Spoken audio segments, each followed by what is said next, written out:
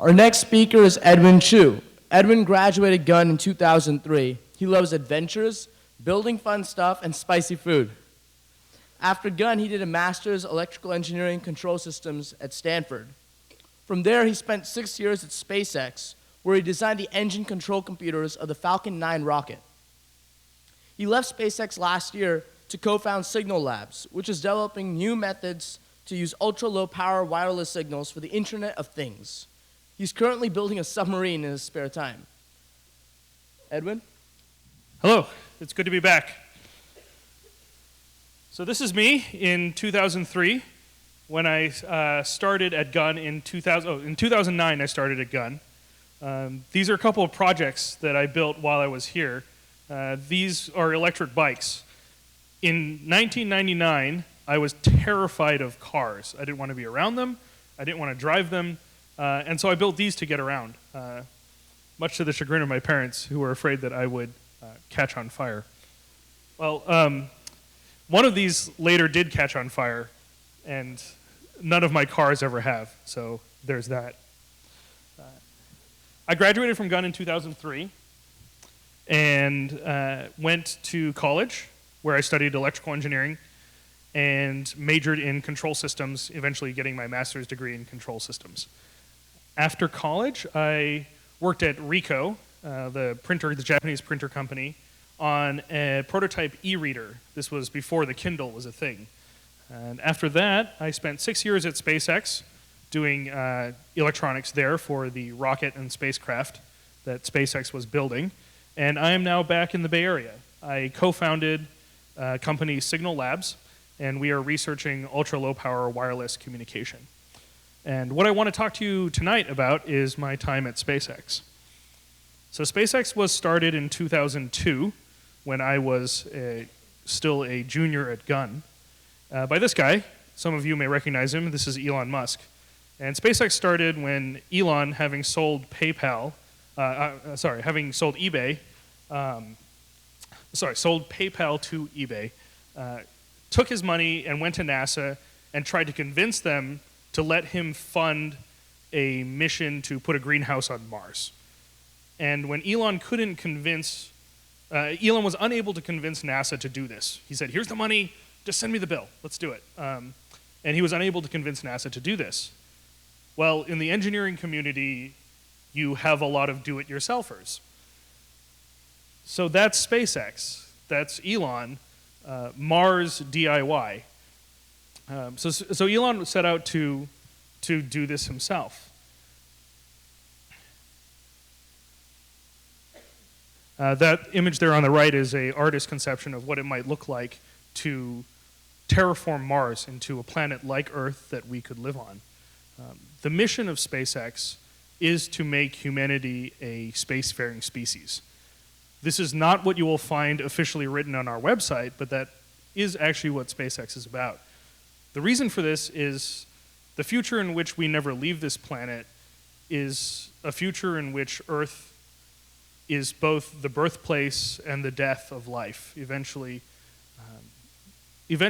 Earth will not be habitable for human life because of the sun, because of ecological damage, or whatever. The only future in which we guarantee that life exists beyond Earth is one where we leave it. And so Elon set upon this mission to do exactly that.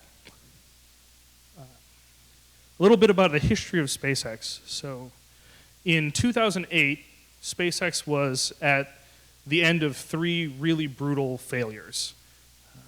And it was running out of money quickly. The first flight crash landed shortly after takeoff. The second flight spiraled out of control. And the third flight, the first stage rear-ended the second stage, and it exploded. And at this time, we had maybe 2 or 3 months of money left. Elon himself was going broke. It was not looking good. And Elon had a speech. He addressed the employees at this time, and he said to us, we will find the problem, we will fix it, we will build a new rocket, and we will relaunch in 7 weeks. And everyone started hooting and hollering and cheering, and then it got really, really quiet. And everyone was just, did he say 7 weeks? But we did it. In 7 weeks, we were shipping out a new rocket to the launch pad, and later that year, in 2008, SpaceX became the first private company to completely design and launch a rocket into orbit. That was Flight 4 in 2008. In 2009, SpaceX launched its first, in 2010, SpaceX launched its first Falcon 9 rocket, and later that year launched the very first Dragon spacecraft into orbit. And with that, SpaceX became the first ever, SpaceX designed, built, launched, and recovered a spacecraft from orbit. That is a title shared only by the countries of America, Russia, China, and these 1,500 clowns in a chop shop just outside of Los Angeles. Just this year in 2015, SpaceX launched its very first deep space mission. And SpaceX continues today to launch regular resupply missions to the International Space Station, to launch satellites, and in the next 2 years, SpaceX intends to start launching astronauts as well. This year, just a month ago, marked the 18th flight, the 18th consecutive successful flight of the Falcon 9 rocket, going all the way back to that first flight of the Falcon 1, the first successful flight. So what did I work on here? At SpaceX, as an electrical engineer, I got to design the electrical controllers for each of the engines at the bottom of that Falcon 9 rocket. So each one of those 9 engines has a little computer in it, and that was my project. One of the great things about working at a small company, which SpaceX was at the time, is you get to work on a lot of different things. So I also worked on a few other projects in other parts of the rocket and in this Dragon spacecraft. So what I want to talk to you tonight about is to share some of the lessons I learned about engineering at SpaceX. During my time there, I learned some things about how to go about engineering, and I think that these will give you some insight into how engineering works, what the engineering mindset is like, and for those of you who do go into engineering, you may even find them useful. So the first one I want to share with you is the answer is almost never no. When somebody asks you for something that seems completely crazy, usually there is some pathway, some method, some way that may be equally ridiculous, but there is some way to do it. So instead of saying, no, that just can't be done, you can find out what it will take to make it happen. How much will it cost? What other possibly better solutions will you have to give up pursuing in order to try this one? And how much time is it going to take? And then the question goes from being, is it possible or not, to, is it worth it? And that is a lot of what engineering is. It's weighing different solutions and finding out what things are worth it and what things are not. The second tip I want to give is to build, build, build.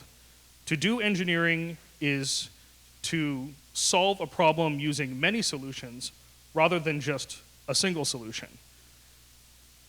Don't wait until you think you know exactly what you need to build, exactly what the final product is going to be, to start trying different things out. The reason for this is that you can learn a lot by building things. And the solution that eventually solves your problem might not be the one that you originally envisioned. In Rochambeau, paper beats rock. But in engineering, rock beats paper.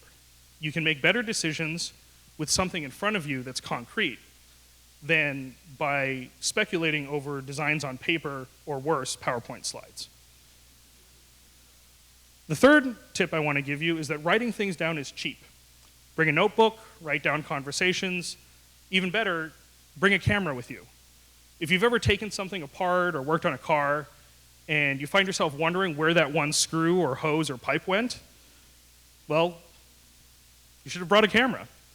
If you're wondering what changed between experiment 1 and experiment 2 that made the results different, well, maybe you should have written it down. And it's really easy to write things down than to try and remember them long after the fact. Number 4, it may not be your fault, but it is your problem. This one is an important one. A lot of times in engineering, you may, for example, design 2 pieces, and one of them is designed incorrectly, and they don't fit together. Now, it may be easier to fix the part that was perfect than to fix the part that was wrong. And your part may be the one that was designed exactly the way it should. If you can fix something, fix it.